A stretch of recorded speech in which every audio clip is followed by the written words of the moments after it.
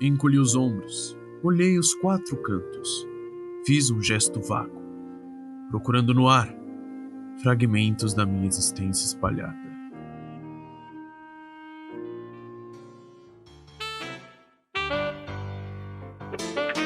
Podcast Literou. Fala aí, queridos estudantes desesperados. Estão angustiados com os estudos? Como já dizia Avril Lavigne, tá complicated. Mas pode ficar de boa que a gente chegou com um podcast que vai te ajudar com a literatura nos vestibulares. Eu sou a Camila. Eu sou a Gi e esse é o Literou, que todo mês traz um livro diferente pra você sextar, mas sem esquecer dos estudos. E pra ficar um pouco mais fácil de falar desses livros bem legais, bora revisar os nossos quadros. A gente começa com uma biografia do autor e o contexto mais geralzão da obra. Depois a gente vai para aquele resumão supimpa da história que todo mundo gosta, seguido de uma análise para você arrasar no vestibular. Para terminar, a gente vai te deixar por dentro das maiores fofocas que rolavam por trás da caneta. E olha, a fofoca é pesada. Hoje a gente vai falar do Graciliano Ramos, aquele que matou o cachorro ficcional mais amado do Brasil. Ah, isso eu nunca superei, viu? Mas o livro de hoje é outro. Vamos de angústia nesse episódio, então? Solta aí o nosso primeiro quadro, edição.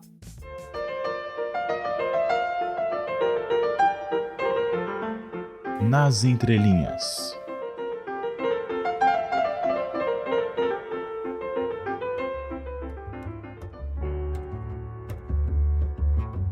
Mas antes da gente começar a expor a vida do cara aqui, vamos deixar que o próprio Graciliano fale pra gente sobre isso. Escuta só esse trecho de uma carta enviada a um correspondente na Argentina.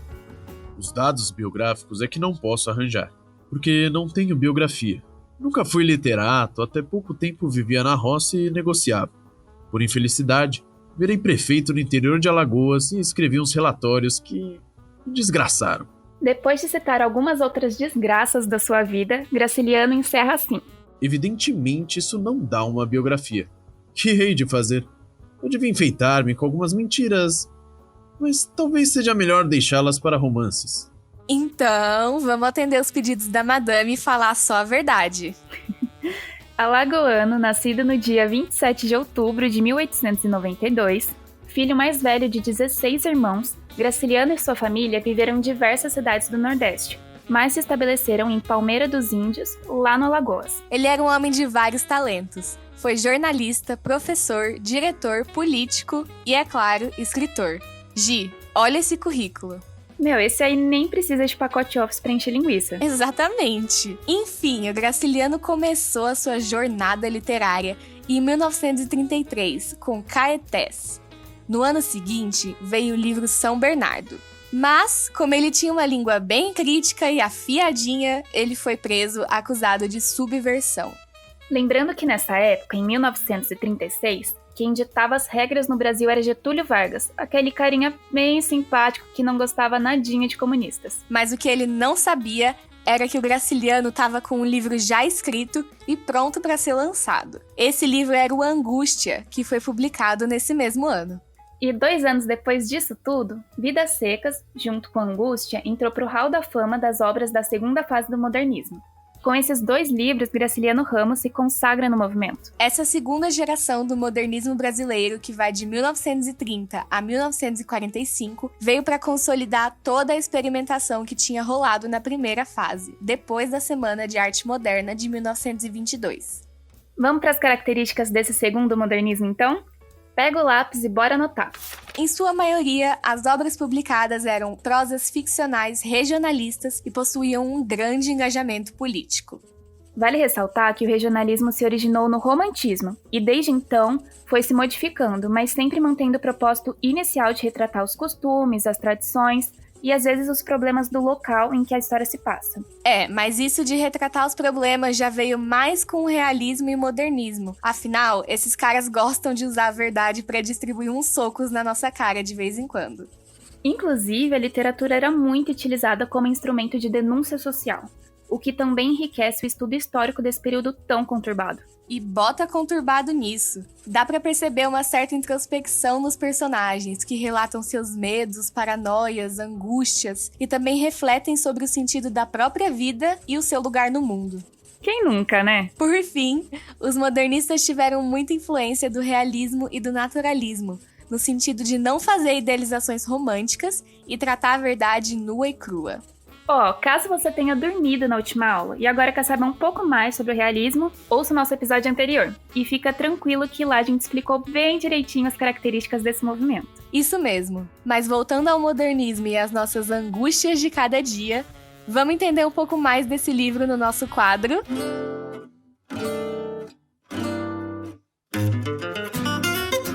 Quem conta um conto, aumenta um ponto.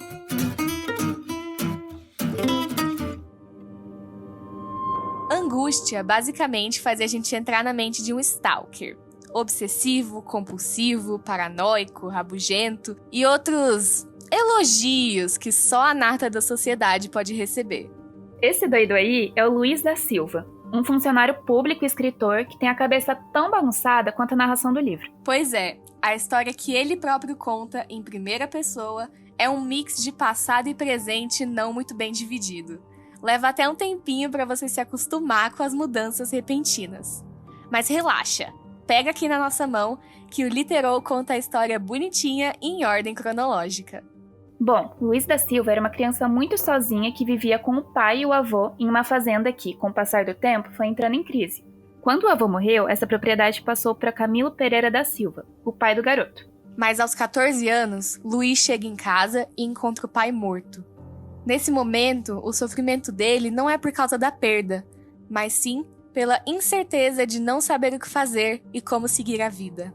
Isso acontece principalmente depois que a fazenda é invadida e saqueada por cobradores que exigiam o pagamento das dívidas feitas por Camilo. Aí a gente não fica mais sabendo de muito mais coisas da infância dele. Depois dele se mudar para Maceió, o leitor cai de paraquedas direto na vida adulta e amargurada de Luiz da Silva.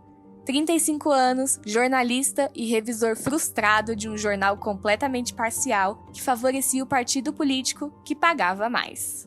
Dá até para traçar um paralelo com a própria vida do Graciliano, que também foi jornalista e político. É isso mesmo. Mas então, até aí tudo bem, né?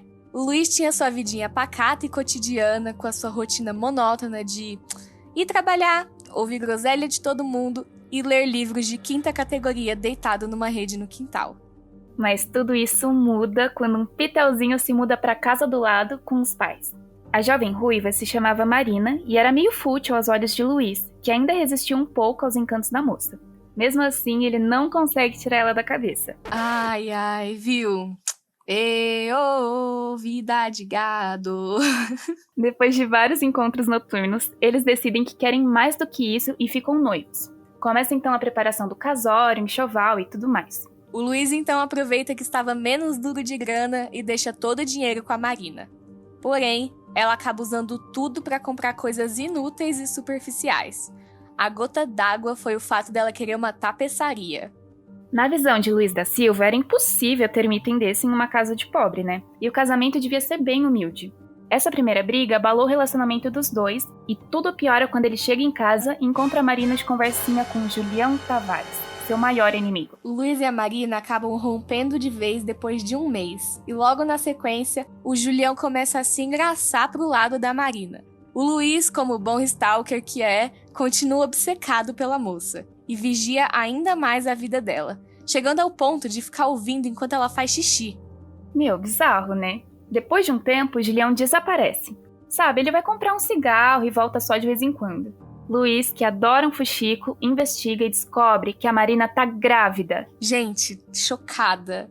Nesse meio tempo, enquanto a Marina e a mãe se lamentavam, o Luiz e o pai da moça se unem pela força do ódio por Julião Tavares. Aquela história, né? O inimigo do meu inimigo é meu amigo. E nessa parte, um acontecimento bem importante é quando a Marina vai em busca de uma parteira. E o Luiz, fazendo jus, né, ao título que a gente já falou 1000 vezes, vai atrás dela, claro. Ao descobrir que ela tinha ido fazer um aborto, ele surta e xinga o caminho inteiro de volta pra casa. E é aí que Luiz da Silva banca o herói que ninguém chamou. com uma corda que recebeu de presente do velho andarilho Ivo e totalmente tomado por sua obsessão, ele segue Julião Tavares até uma região remota da cidade. Encorajado pelas memórias dos capangas que faziam um trabalho sujo de seu avô, Luiz enforca Julião até a morte. Logo depois, completamente surtado, o nosso assassino começa a pensar em formas de esconder o corpo. Ele tenta cavar um buraco, mas não dá muito certo. A ideia genial foi de forjar um suicídio. Ele passou muito tempo levantando o corpo grande e pesado da vítima, machucando as mãos no processo. Luiz da Silva corre para casa e tenta por muito tempo tirar os machucados da mão, sem sucesso. É bem aí que o passado e o presente se misturam. Luiz é assolado pelos fantasmas de sua vida e pela culpa que sente por ter perdido Marina. E de repente, a história se encerra, nessa bagunça temporal de conflitos, compulsão, obsessão e paranoia. Mas, se você voltar e ler novamente o primeiro capítulo, dá pra saber exatamente o que aconteceu depois do assassinato, se ele foi pego ou não. Como o próprio personagem escreve, as escoriações das palmas cicatrizaram, e o fantasma de sua vítima lhe persegue. Sim, Angústia é uma obra cíclica. Por isso que o início é um pouco confuso, a gente não sabe muito bem para onde o livro vai nos levar. Até que no final, entendemos tudo. O eixo principal da história é justamente a angústia vivida pelo narrador, que está em um constante estado de confusão mental. A dificuldade de Luiz da Silva de diferenciar o real e o imaginário se faz muito presente em seu monólogo interior e na narrativa psicológica do romance. O fluxo de consciência, quando as memórias se misturam às situações do presente, acentua ainda mais essa dificuldade de percepção. Além disso, o Luiz é um narrador muito crítico de tudo à sua volta. E ele também não era uma pessoa muito fofinha. Ah, que isso! Ele é tão delicado quanto coice de mula. Acho que os momentos mais engraçados acontecem quando ele comenta os livros ruins que ele lê, apenas para dar um gás na própria produção. E isso acaba sendo um conselho ótimo para os escritores de primeira viagem, inclusive. Nas próprias palavras de Luiz da Silva, os livros idiotas animam a gente. Se não fossem eles, nem sei quem se atreveria a começar.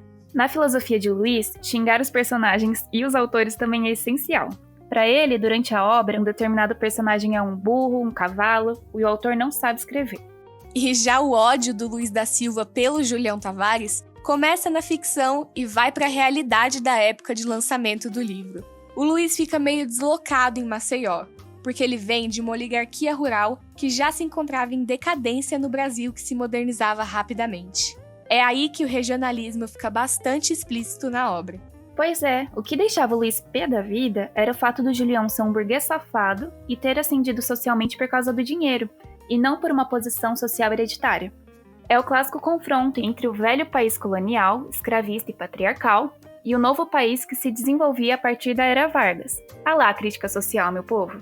Também nessa época, devido ao descontentamento com o governo, surgiram diversas dissidências que são abordadas no livro pelos personagens e até mesmo no emprego do Luiz da Silva.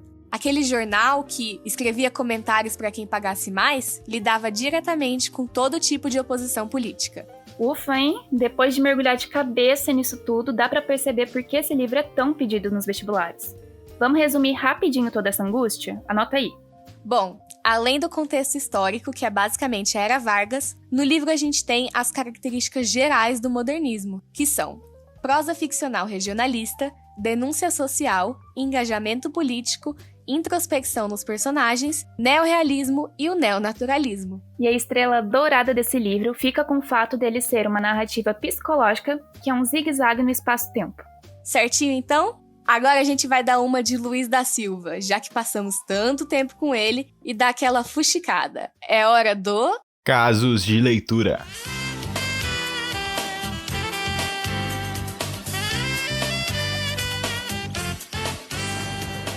O Casos de Leitura de hoje começa acalentando o coração de quem achou o livro confuso demais. Meu amigo, não foi só você. Pois é, a gente ficou sabendo que o próprio Graciliano Ramos também teve um momento de confusão na hora de escolher o nome do romance. Vê se pode. Um dos títulos alternativos seria 16384, que seria o número do bilhete de loteria que o personagem principal sonhava em ganhar. Eu já acho que nessa aí o cara já tava viajando. É verdade. Outra possibilidade de título seria Um Colchão de Paina, que pelo que a gente sabe aqui, é parte de um delírio do personagem principal. O autor escreveu Luiz da Silva se imaginando na cadeia e dormindo em um colchão de paina. Eu, hein? Que, Pirose? Peraí, Camila. Olha só, eu acabei de receber aqui no meu ponto que outras fontes alegam que esse título também poderia estar se referindo ao delírio que Luiz tem com a sua amada Marina, dormindo em um colchão de paina e pisando em um tapete felpudo. Ih, eu acho melhor angústia, hein? Porque aí já te anuncia o sentimento que você vai sentir quando você lê.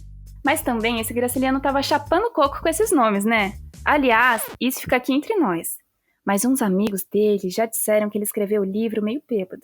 Mas a gente não vai ficar falando disso, né? Porque vocês sabem que a gente odeia fofoca. Isso aí, vamos mudar de assunto. Acho que todo mundo sabe que esse livro foi lançado quando o autor estava preso, né? Mas o que não é tão falado é que, apesar do romance ter sido um pouco ignorado pela crítica, rolou uma festinha escandalosa na cadeia para comemorar o lançamento do livro. Vocês não vão acreditar nas personalidades ilustres que marcaram presença nesse evento. A gente teve ninguém mais, ninguém menos que Olga Benário, Eneida de Moraes e Aparício Torelli. Ah, que festão, hein? Brincadeiras à parte, a gente sabe que essas personalidades, junto com Graciliano Ramos, foram fortes alicerces nesse período tão conturbado e importante da história. Esse foi o Literou de hoje, o podcast que todo mês te ajuda com a literatura, para você sextar, mas sem esquecer dos estudos. E como sempre, a gente não vai te deixar na mão. Segura essas recomendações aí. Primeiro, a gente indica a leitura de Memórias do Cárcere, um livro publicado póstumamente em setembro de 1953 em 4 volumes. Neles, você acompanha relatos e anotações que o próprio Graciliano Ramos escreveu enquanto estava na prisão. É uma ótima obra para você que quer entender mais a fundo a perseguição ocorrida naquele período da Era Vargas. E para encerrar, vale a pena conferir o documentário Universo Graciliano, de 2013. A combinação de arquivos, trechos de filmes e entrevistas deixa uma sensação de proximidade incrível com esse autor que a gente aprendeu a amar ainda mais nesse episódio. É isso! Eu sou a Camila. Eu sou a Gi e obrigada por ter passado esse tempinho com a gente. Bons estudos, não surte e até a próxima!